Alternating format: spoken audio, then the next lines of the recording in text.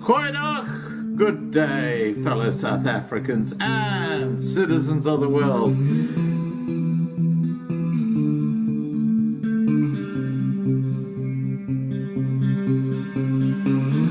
I've been looking around for salvation. I've been looking around for the truth. All around me I see frustration,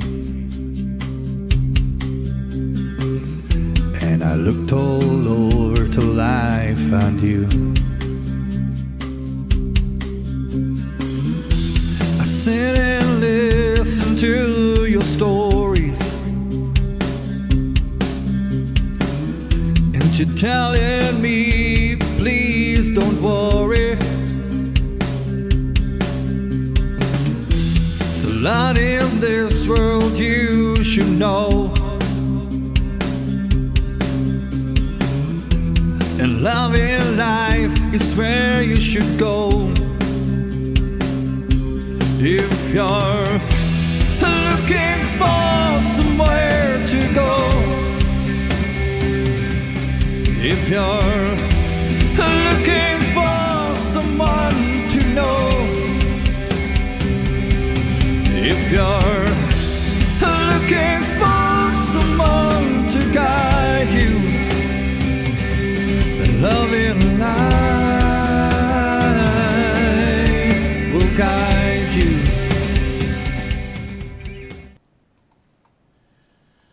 Goeienaand, good evening, fellow South Africans and citizens of the world. Now you'll notice that there's a candle burning behind me, and there's a very good reason for that. Will everyone please pray for Fiona Timms tonight? She is in very poor health and we fear for her. Richard, who visits her in the United Kingdom, said tonight that he does not know how much longer we will have Fee. So please guys, keep her in your prayers, will you? Okay. Jared set off on his walk of faith from Trumpsburg to Springfontein in the Free State earlier today. We are urgently seeking support for Jared by way of accommodation between Gariep Dam to Beaufort West. If someone is travelling down the N1 and you see a young man pulling a blue trolley while walking alone after Springfontein, that will be Jared. Please stop and say hi from Loving Life, and if you can, give Jared some bottled water. Ideally, we're looking for someone who can help or be his support vehicle to the outskirts of Cape Town, but that's a long shot. But I'm just putting that out there. Tonight I'm talking to Jan Kriel, who runs an NPO called House of Prayer for All Nations. Please remember to register on lovinglifetv.com and also on our fast-growing forum. And that, I think we've got a new subject or forum that'll be added after tonight, but we'll be talking about that later. All right, I'm going to get Marcia Kriel on now so we can get started with our discussion. Here we go.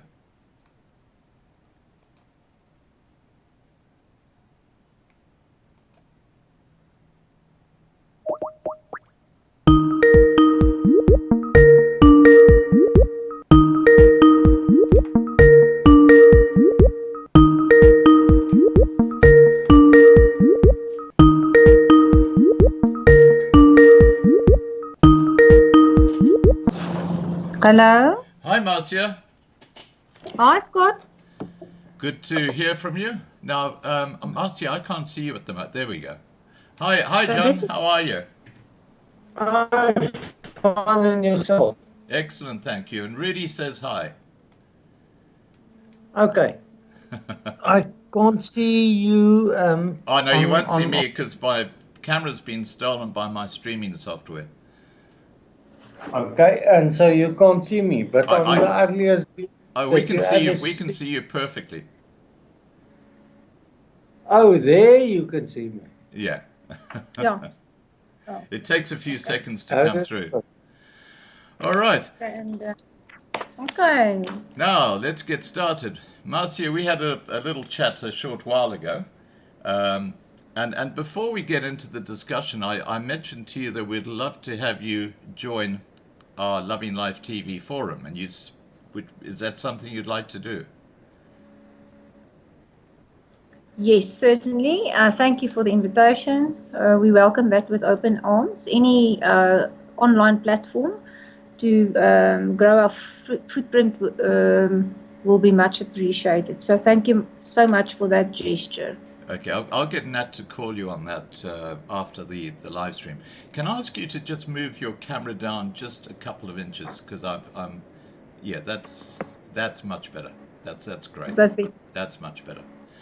Okay, let's start off, Marcia, by asking you, how did you come around to starting your NPO, the House of Prayer for All Nations? What inspired you to do this?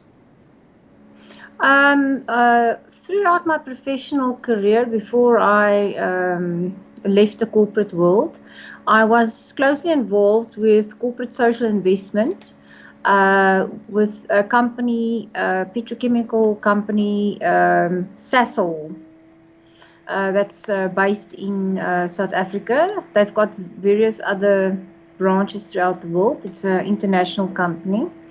And through my career, I developed an interest in humanitarian aid.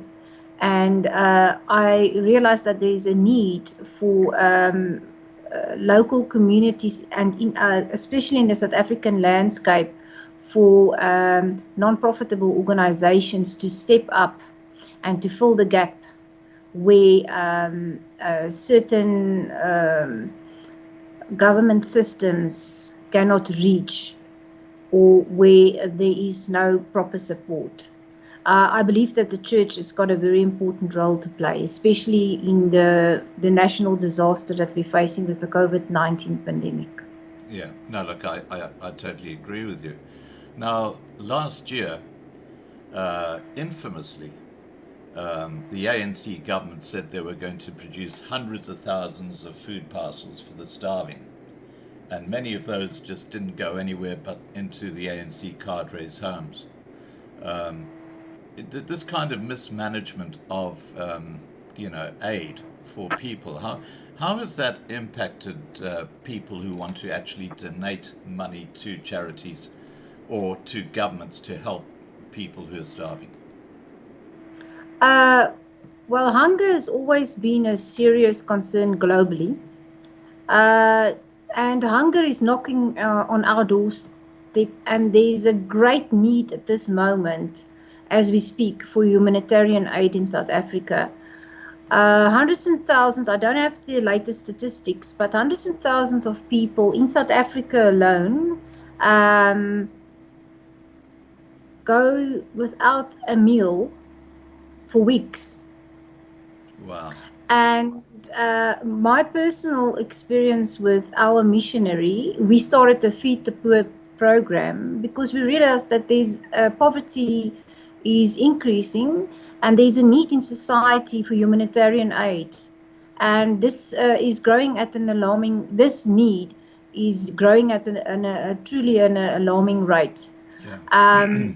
And I personally believe the role of non-profitable organizations, and especially the church, is absolutely crucial in this time and age, where we need to step up as a community.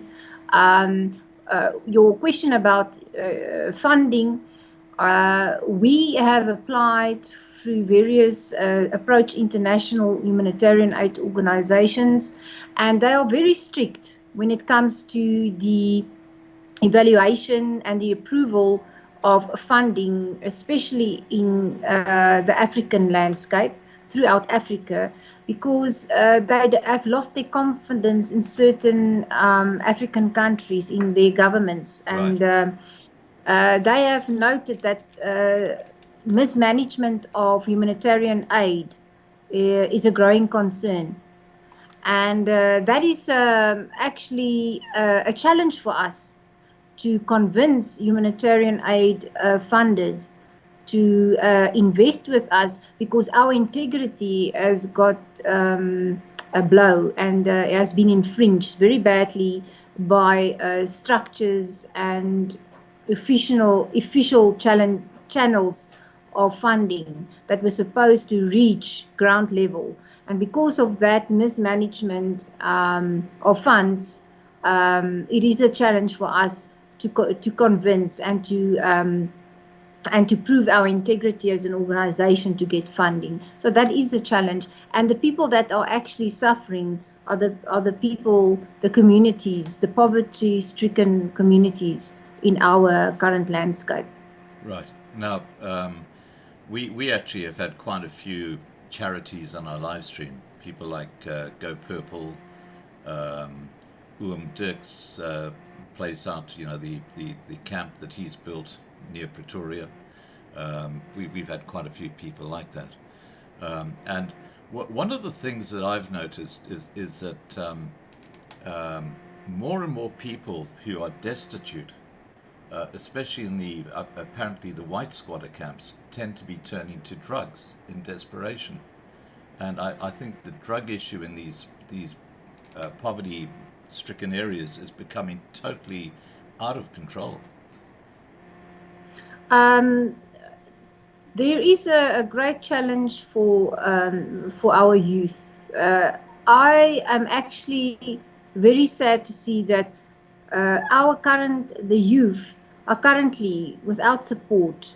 Their future is not certain, especially with the challenges and the economical crunches that we are facing. And BEE. The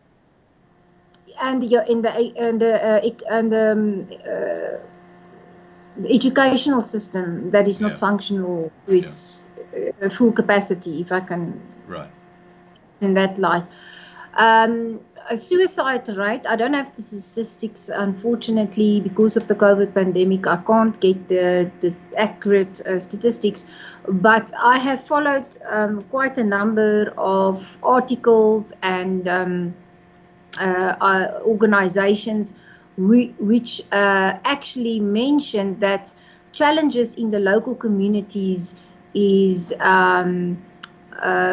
drugs, the use of substance abuse. The suicide rate amongst the youth has increased dramatically because they feel hopeless. They don't have support. And there's no role players in society because the parents, a lot of these children are actually heading households because the parents has passed on to HIV due to the high crime. They have been victims of crime, or they have passed on due to factors like the HIV/AIDS pandemic. That's actually a great concern in South Africa. The numbers has grown at an alarming rate. So the value system in our societies is deteriorating, and that is why I actually personally want to endorse the church and actually wants to challenge the church in our current landscape to step up and to fill the gap, because there's a great need. If we don't step up for our youth now, I don't want to see what the next generation is going to have to face. We are going to have a generation that's got a lack of a proper value system. We're going to have extremely high crime rate, which is already at an alarming rate. Those concerns, we need to step up as a society, and especially the church. We need to step up, and we need to invest in our youth, not only on a humanitarian aid level, but on a value level. Because if you can change a person's value system, then you can better a society as a whole. Absolutely. That's what my personal belief is. Yeah. Look, I love your passion, Marcia, and what I'd like to now turn to is tell us about the mission of your organization, the House of Prayer for All Nations. Our mission is Christian-based, is biblical principle-based. We actually affiliate under the Seeds of Light ministry that is based in Durban. The pastors that are heading this organization is Pastors Oki and Jackie Fourie, and their mandate is purely biblical based, is spreading the gospel, feeding the poor, and then on a spiritual level, we believe in the Holy Spirit. We believe in miracles. We believe in signs and wonders. We believe in, on a spiritual level, where people are set free from demonic oppression. I'm not going to elaborate on this subject, but that is biblical based. Right. If you look from a spiritual perspective. But we also realize that our mandate goes much more than only on a spiritual level. We also need to practically step in and address the needs of the societies by providing food for the hungry. We have also recently opened a orphanage, which is still in the beginning phase. We actually took in our first orphans, 3 triplets, which was a sad situation because the parents just abandoned the children. Oh, no. And they wanted to just sell the children. Oh, no. Because of desperation. So this situation is currently the social worker addressing the situation is currently assisting us in placing the children in our organization. And we've got professional staff. We've got Jan Kriel, the attorney, that is managing the legal aspects thereof, as well as the funds that are donated to the organization. We've got professional auditors that's also on board, and we've got professional trained staff that are already employed at the organization. So that is some of the initiatives that we are driving. We also have a Bible distribution project. We get donations from other organizations, and we also spread the gospel through our missionary and evangelistic events. Right. So that is basically our mandate and our vision in a practical sense, if I can put it into perspective for you. Now, I'm going to have to put you in touch with Anari Duplessis, who runs Go Purple, because she deals a lot with young children who've been abused, orphans, those sort of people. So I think there's a lot of synergy here between her work and your orphanage, and I'm sure she would love to talk to you about what she does. And you know, how many orphans can you take in your orphanage? At the moment, we are going to start small. Yeah. We can accommodate about 60 orphans. Wow, that's a good number. Yeah, we can accommodate about on that. The piece of land, we've got the title deeds. The co-director, the title deeds is registered in her name, and she is very passionate about growing a footprint to get orphanages, or the same model, orphanage model, if I can put it in that perspective. We want to grow the footprint to each and every province throughout the country. And then we want to grow the footprint throughout Africa. And we had a discussion with a facilitator from Ghana, which represents the European Union's humanitarian aid fund. Right. And he took an interest in our initiative. So I'm busy preparing a proposal. So it looks prosperous. And I think that the humanitarian, the African Union might support us in our long-term vision going forward. That's absolutely fantastic, and hats off to you guys for the incredible work you're doing in that area, because there's a huge need.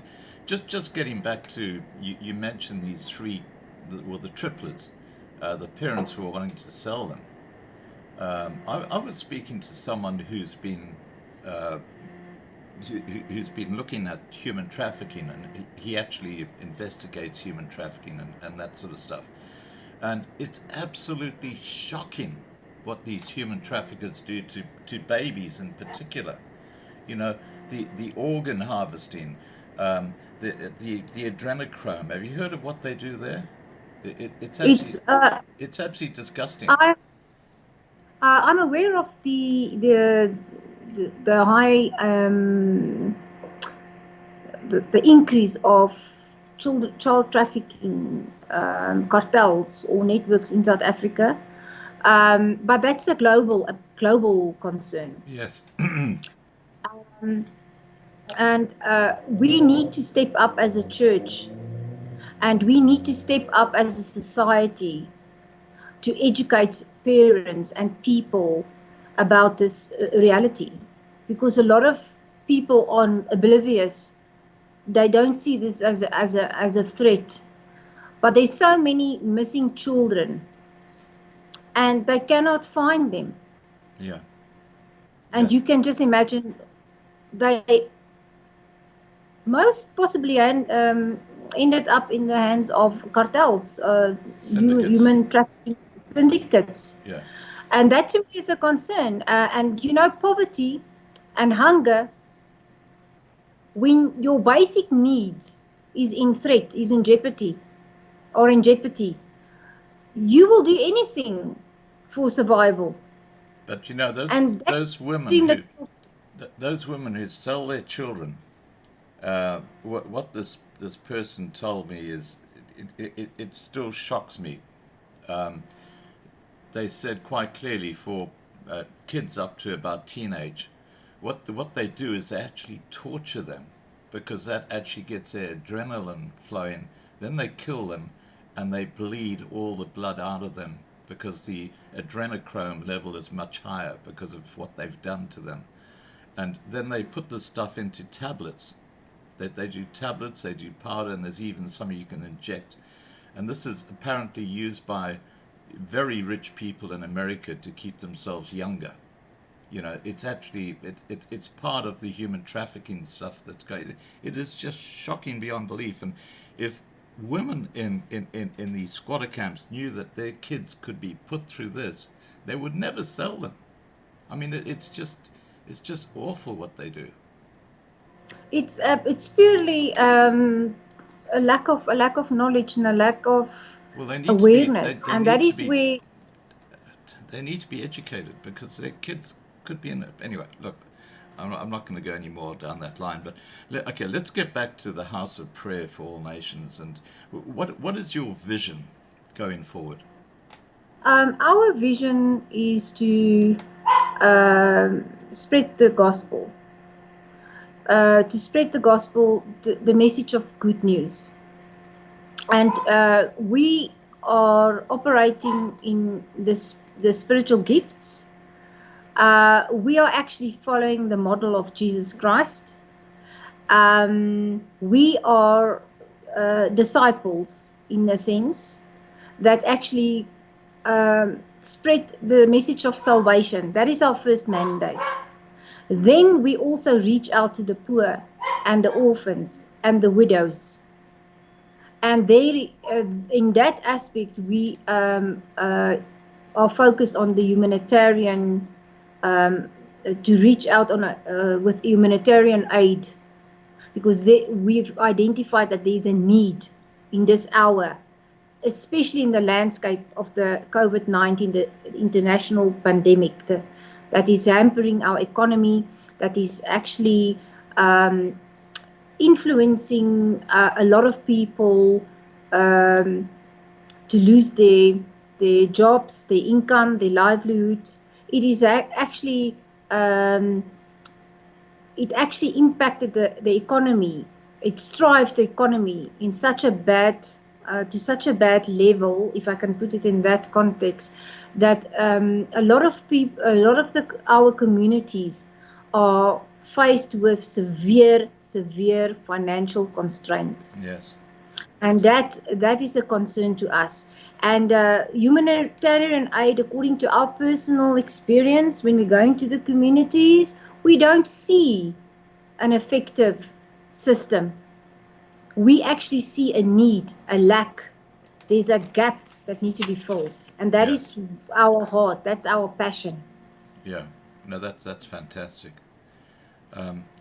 Right. Now, society obviously needs to intervene and give humanitarian aid because clearly, especially in South Africa, my understanding is if you phone the number they advertise all over the place where you've got there's a child that's under threat or something like that, no one ever answers the phone. It just rings off the hook.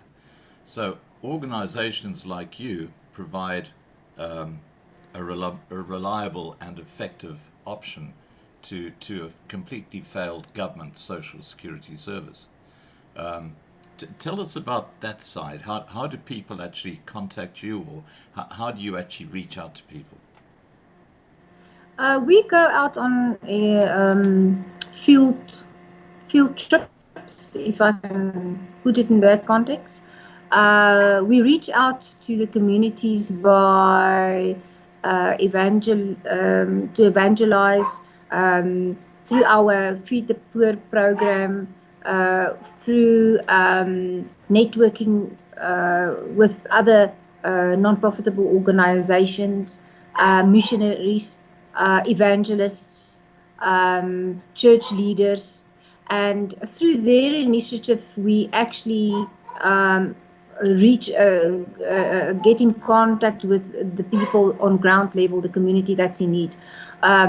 So basically, we just raise an awareness that we are an organization where people can come for prayer, and we also supporting them on a practical level where we provide food and meals. And then if a person needs to get certain specialized treatments, we are well networked with our local community, and we refer the people to the organizations that can support them where Right. there's a need.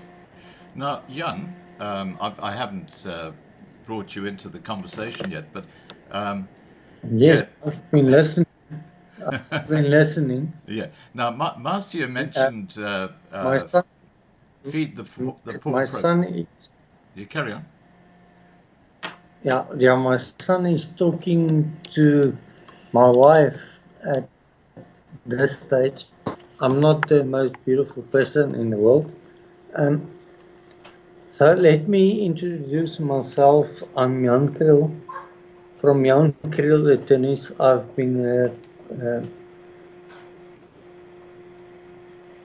let me start off in 1994.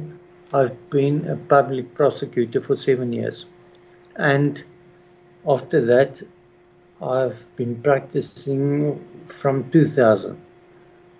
So I've been 21, 22 years as an acting attorney. I can appear in any court in South Africa or maybe in the world. I'm on my way there. But I also preach the gospel, and that is why I will never be a rich attorney, but I would love to help people. Right. Now, That's what I to do. what I wanted to ask you about was the Feed the Poor program and the Jan Kriel Foundation orphanage. What was required to actually set that up? I mean, it's not just a case of getting a piece of land and putting some houses on and getting the right people. There must be a huge infrastructure legally and all that sort of stuff. Do you have like a trust fund where money goes? You just tell us how all this works. How it started with, it started with the foundation that Marsha had, and there was a small black. I'm not a racist.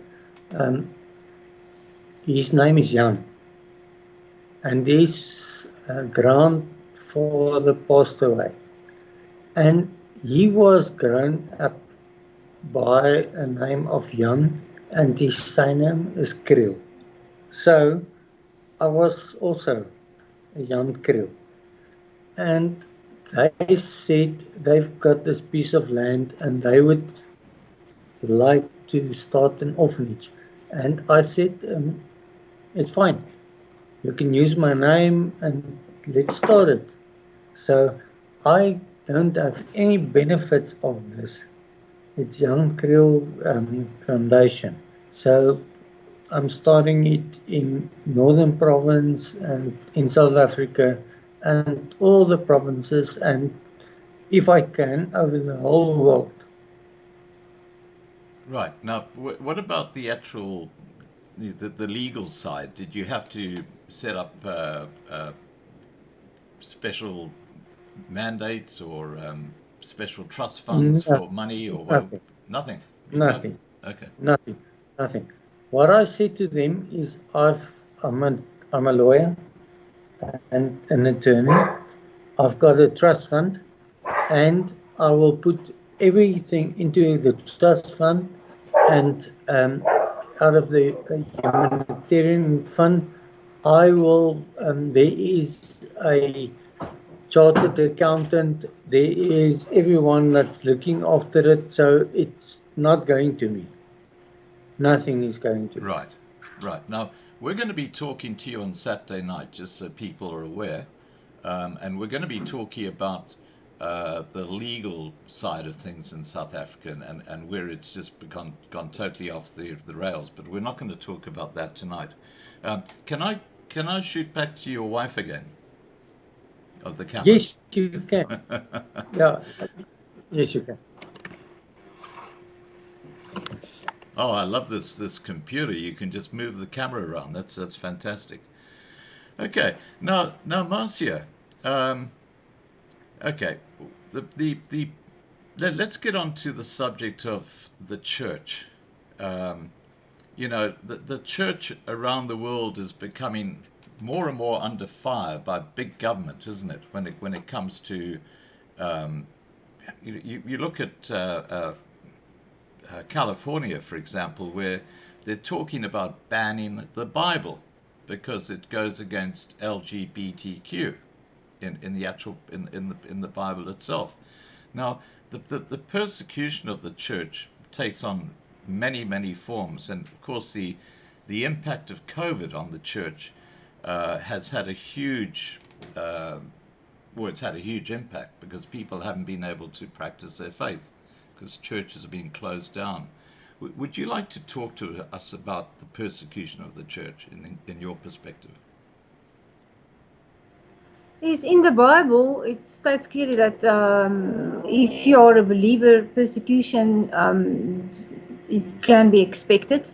I know that a lot of people, Christians globally, are persecuted, are actually imprisoned. They are actually, some of them are even killed for their faith. So that is something of an aspect of the Christian faith that's a reality.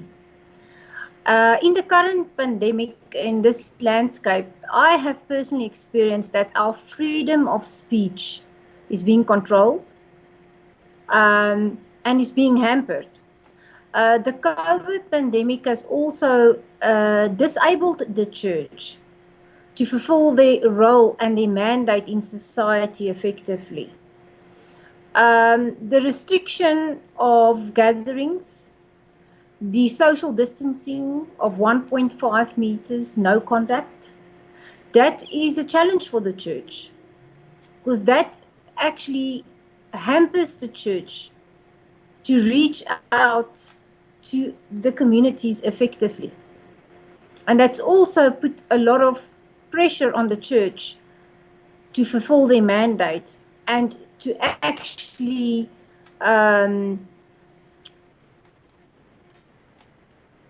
live out the biblical principles and to actually invest in the communities.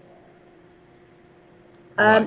It's also impacting the finance. It's also, to be honest with you, I personally have experienced and I've heard and I've observed globally, I'm talking about worldwide, that it also impacted the churches in a financial way.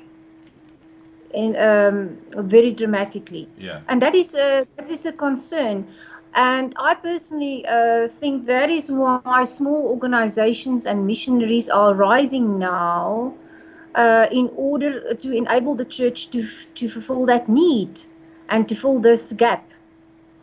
The pandemic has really hampered the church in executing their role in society effectively, undoubtedly. Yeah. No, I think the whole situation has been exacerbated by big tech, and I'm talking about these big internet platforms like Facebook, like YouTube, like Google, like Twitter, with their fact checkers who go out there, and if they see something that they don't like, on YouTube they give you a community strike. On Facebook they say that we've fact checked this and it's wrong and all those sort of things. Have you had this happen to you at all? I've experienced to be fact checked about certain opinions that I've expressed. I have also witnessed a lot of channels being taken down that expressed their point of view, which were contradictory to the specific social media platforms. They've got certain criteria. The fact checkers, the credibility of the fact checkers cannot be fact checked. We cannot fact check the fact checkers. So Well that to said. me is a little bit of a concern. Yeah. Because the only fact checking that I basically actually use is the Bible. Yeah. That is my principles, and the principles that I believe in and that the church is also supporting, and also that's also the mandate of the Christian church, is being monitored and being, I don't want to use Silenced. the word regulated, but we don't have the freedom to express our faith anymore on certain channels, and especially if you stand up against biblical principles, like if you express your point of view about the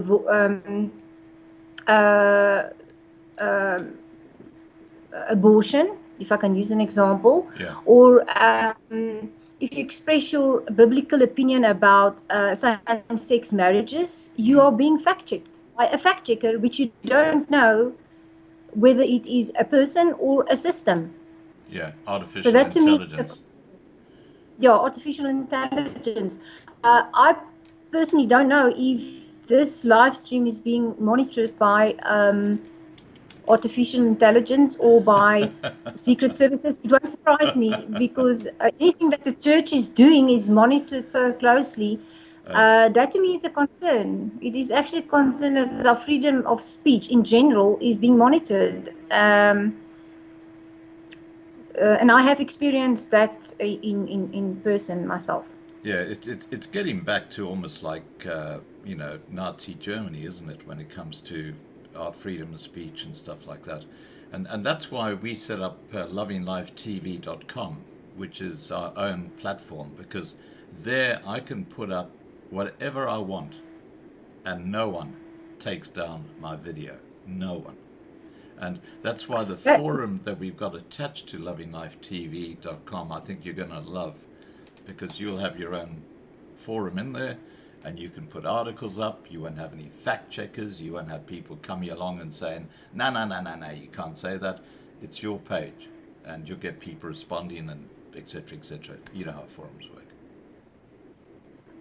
Yes, I personally think that is the growing initiative. I have been following the election from America very closely, the political landscape, and I can see certain similarities about the online restriction of freedom of speech. I can actually experience that same similarities in the South African and the African continent, in the whole landscape. Yeah. Well, it's fake news in South Africa. Yeah, there's a lot of, you need to cross-reference. When you read an article, I've quickly came to the conclusion that you need to cross-reference the facts thereof. Yeah.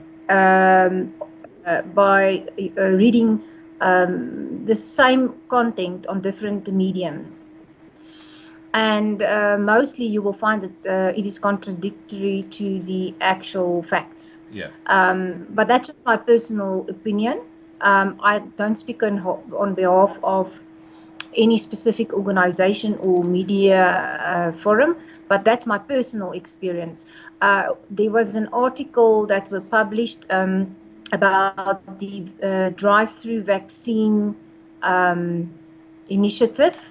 Apparently, a lady in the Free State shared her personal experience by receiving the vaccine. It was in a local newspaper, and when I actually took the photo and I Googled it, I realized that this photo was taken from another platform in, I think it was in the UK. And shortly after I made this finding on social media, people also realized that this information was actually false. Yeah. Yes, so that's one of the examples that I can use, but there are plenty. I personally feel that news globally, I'm not only talking about the South African landscape, are monitored. And there is certain individuals that actually control the communication and the content thereof. Right. It's fabricated. It is well planned. There's a strategic objective behind it. That's my personal point of view and my personal observation. I might be wrong, but that's my experience and the conclusions when I'm connecting the dots. Yeah. That is the conclusion that I came to. Yeah. Look, I just want to quickly just address the side chat. I just want to say hi, Fiona Timms. Hi, Fee. So great to see you here. We've been very worried about you. Richard's been saying that you're not well at all. Just know that the Loving Life family loves you and appreciates what you do. And we're all going to give you right now a huge, big group hug. Okay, let's give Fee a huge, big group hug.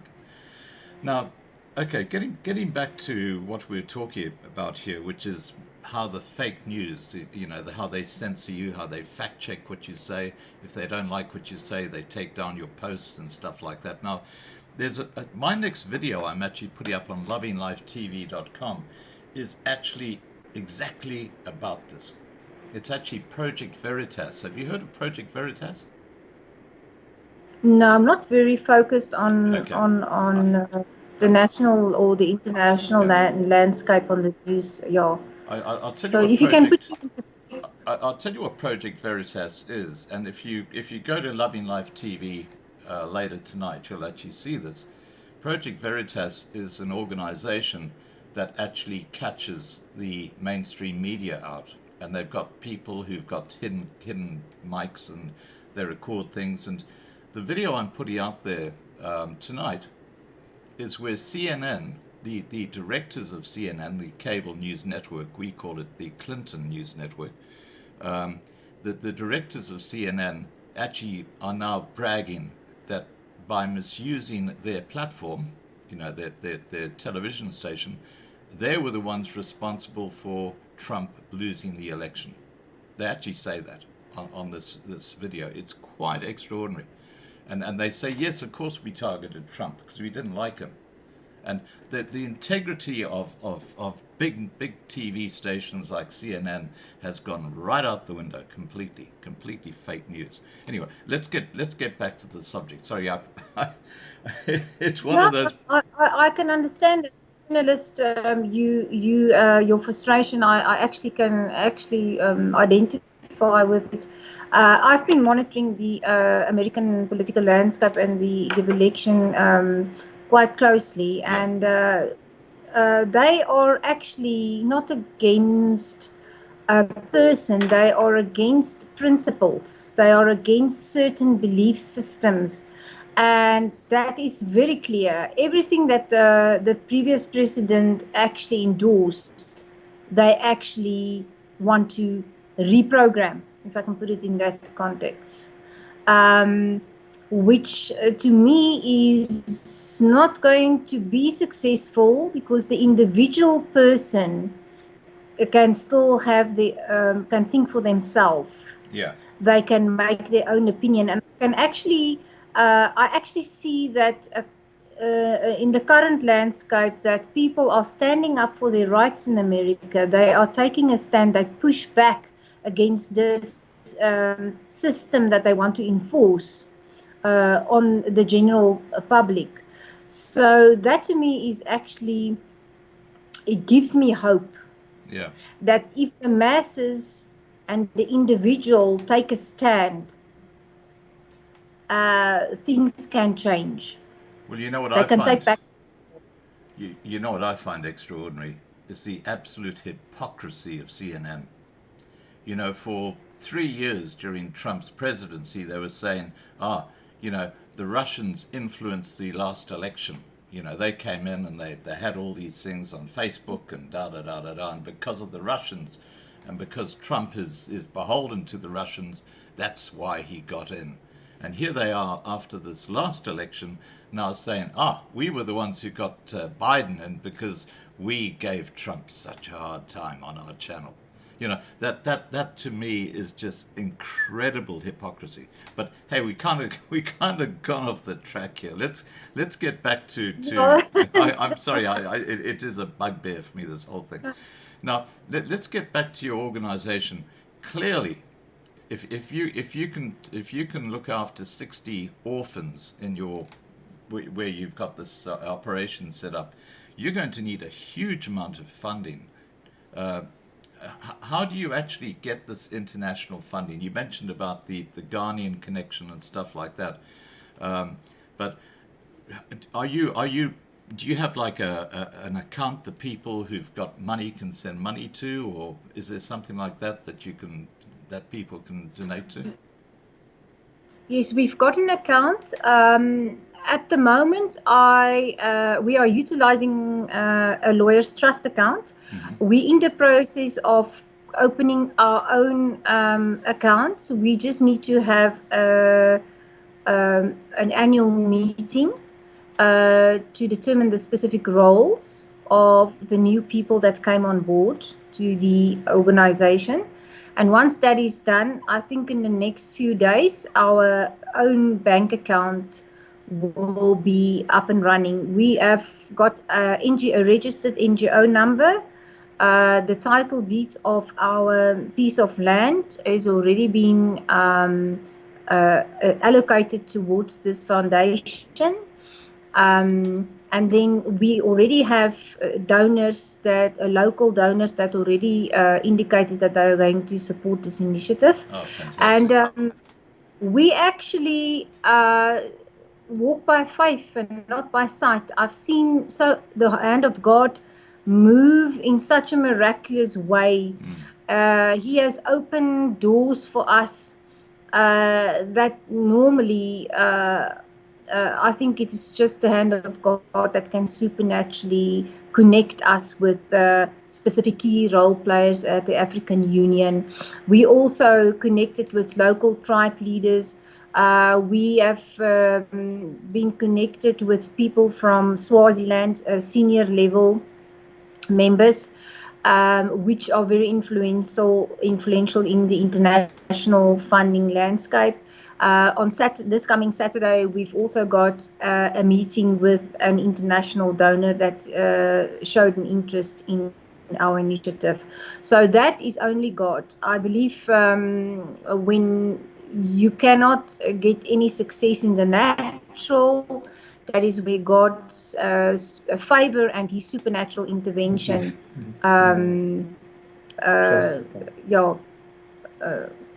if I don't know how to express that, give us the platform and the opportunities to get the funding. Right.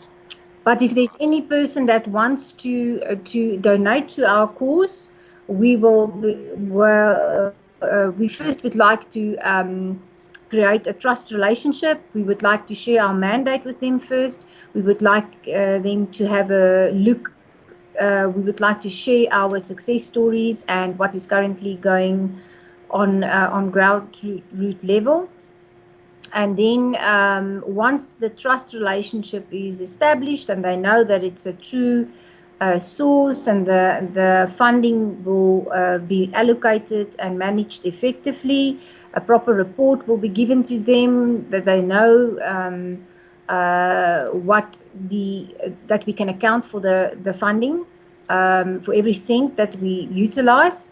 Once they feel comfortable and they know that we are a trustworthy organization, then they are most welcome to fund us. But our organization don't normally ask the individual for funding. People, like I said, it's an act in the hand of God. People get prompted and then they contact us from out of their own initiative, and then they offer aid. But the global funding, the humanitarian aid, we do, follow the correct procedures, and we actually invite them to the actual project so that they can actually have. We've got an open book policy, if I can put it in that perspective. I hope that answers the question. Yeah, well, look, with the forum, okay, there are a couple of things I'd like to do to help you get exposure on lovinglifetv.com. Obviously, the forum, on there you can put articles up and tell people where they can donate, and you can obviously put up your website address once it's built and established. I have got a question here from Marius that says, what is the correct website link? Now, do you have a domain name registered that people can just write down? And We are currently in the process of registering the domain. okay. It will be up and running next week, and I will be able to provide it to Marius. Yeah. I can leave my contact details online. We've got them on the opening screen. I've got your phone number up there, so people can just phone you. That's easy. All right. Yes. Okay, so Marius, the best thing to do is to just go to the opening screen and give Marcia a call, and she'll direct you from there. Okay. Now, let me just continue. Okay. Yeah, okay, there we go. I'm sorry, I'm just looking at the side chat. There's some people with comments here. I just want to make sure I haven't missed anything. Okay. All right. Let's get back to your organization. Now, you mentioned at the very start that you're looking at building these orphanages right around South Africa, and then around Africa, and then around the world, etc. Now, tell us how you're going to grow your footprint. How are you going to achieve this? We are going to network with the local communities in each province, and then we will identify organizations that want, or individuals that want to share our vision and mission. And from there, our initial proposal that we are preparing for the African Union already indicated that we want to grow the footprint, and we already indicated that we want to use this model. We want to actually use this model and just place the same model in each and every province. So for us, it's going to be a journey. But I believe that it can be done, especially the European Union that actually took an interest and said that that is the type of initiatives that they would like to support. So I really hope that we will be able to achieve this in the next 5 years, to establish an orphanage in each province within South Africa, and then grow the footprint in Africa, and then if we can expand our footprint globally, that would be wonderful. Right.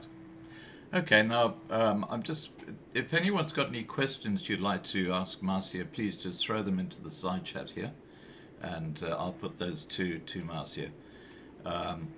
Now, I'll just get Jan on very briefly, if I can, Marcia. Back again. Okay. Yeah. Yes. Hello, Scott. Welcome back, Jan.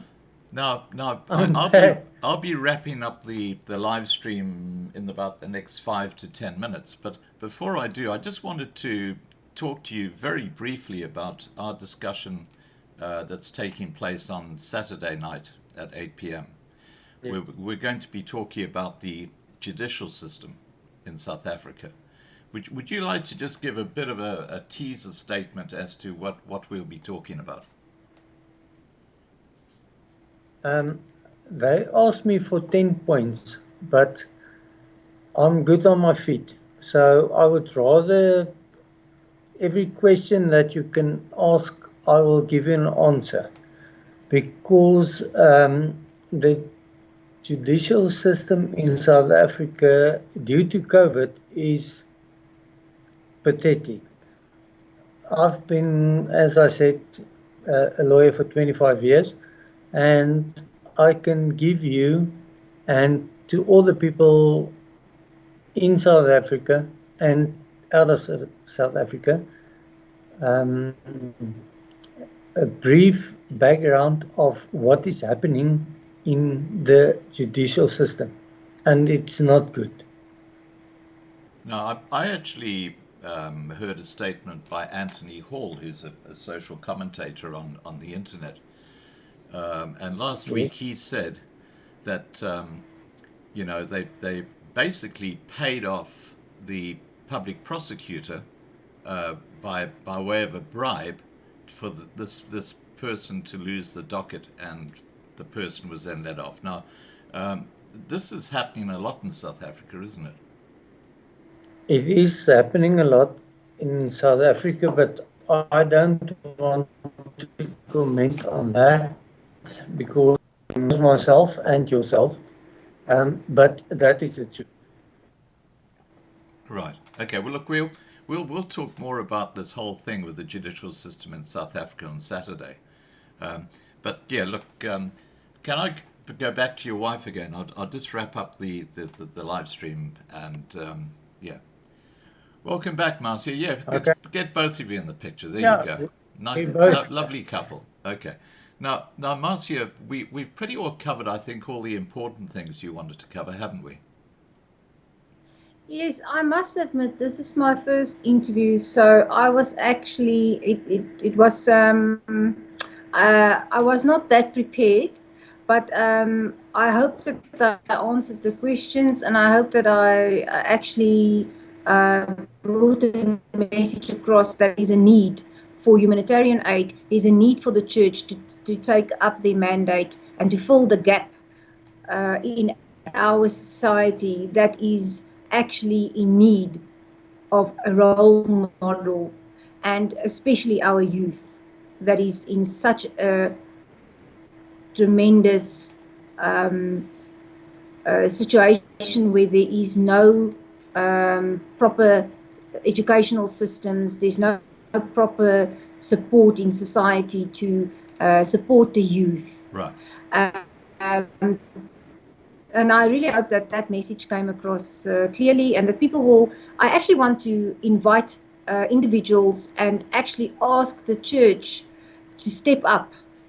We need the church to take a stand more than ever, and especially non-profitable organizations, missionaries, and other church organizations. I really want to make a call on them to take humanitarian aid seriously, and to step up and to see what they can do, and to grow their individual footprint in their communities to make a difference.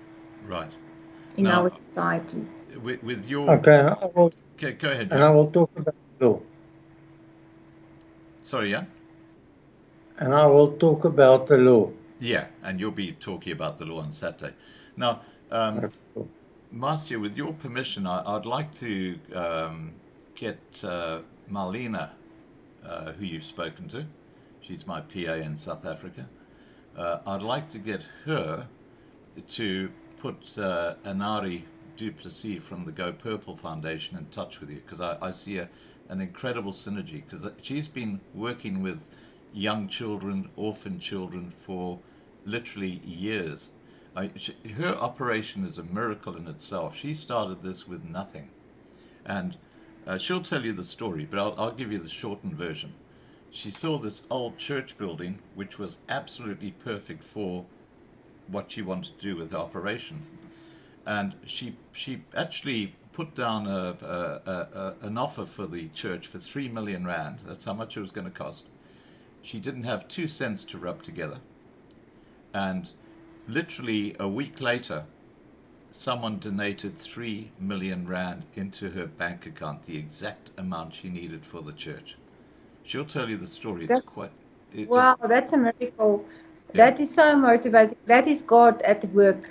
That is a supernatural intervention. Yeah.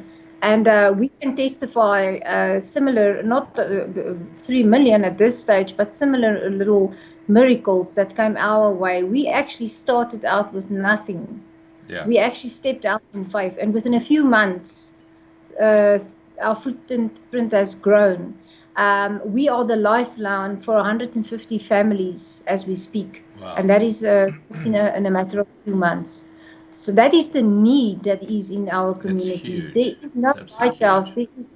There's no role model for the community. There is no hope for. There is a lot of people in our communities that's without hope. We're not even talking about the basic needs like food and shelter and security. We're talking about emotional. There is such a lot of stress and such a lot of trauma and such a lot of spiritual and people. Can I be frank? People need Jesus. Yeah. Because when there's nowhere else to go, they need a moral compass. That's what they need.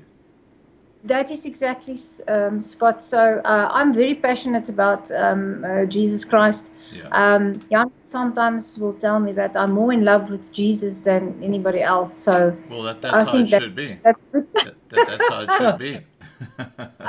You can't fault that. Yes, I'm very passionate about my faith, and I'm not going to back down or compromise on the biblical values. I'm not going to endorse abortion. I'm not going to endorse it because that's a wrong value system. We are killing innocent children that cannot speak for themselves. We've got blood on our hands globally. Yeah. Billions of children that were supposed to be given the right to life has been not given that privilege. That is actually a great concern for the church. Even the Catholic Church has spoken out very strongly about abortion. Yeah. So that's one of the principles that we stand for. I believe that we can make an impact, we can make a difference, we can reach out to a broken society. If we all do our bit, we can make a difference. Right. Now, I'll get Nat to give you a call, or not give you a call. I'll get Marlena to give you a call because she's in South Africa. Nat's actually in Canada. So Marlena will put you in touch with Nat so we can set up that forum for you on Loving Life TV. And as I said, I'll get Inari Duplessis through Marlena to have a chat to you because I think you'll find her a fantastic, person to deal with. She's very outgoing. She's brilliant. As a public speaker, she's fantastic. And she's been doing this for years. That would be wonderful. Thank you so much, Yeah, Scott. I'm not a good attorney, but I'll try my best. All right, guys. Thank you so much for joining us tonight. Please take care and good luck with your operation. I think you're doing wonderful work, and the Loving Life family will support you where and how we can. Take care. Bless. And have a great evening. And may God bless, and I speak the peace, and I pray Psalm 91 over every person listening, every person on the platform, and I would intercede. I'm going to intercede for your channel. Thank you for giving the church and the Christian community a platform to raise their voice and to make us heard, so that we can fulfill our mandate. And may God bless you, may God keep you, may God protect you, and have a great evening. Amen. In Jesus' name. Amen. Amen. All right. Thank you, guys. Take care. And I'll see you on Saturday Take night, care. Jan. Yeah. Thank you. Okay. God bless. Bye. Bye-bye. God bless. Bye-bye. Okay, guys, there you go. That was Jan and Marcia. Now, Jan is going to be joining us on Saturday night to talk about legal issues and the justice system in South Africa. It's going to be a fascinating discussion, believe me. I've got so much to say about the so-called judicial system in South Africa. What a joke. Anyway, that's a story for another day. I'll leave the side chat open for a short while so you can say your goodbyes. And if Fee's still with us, take care, Fee, and have a great evening. All right, guys. Bye for now.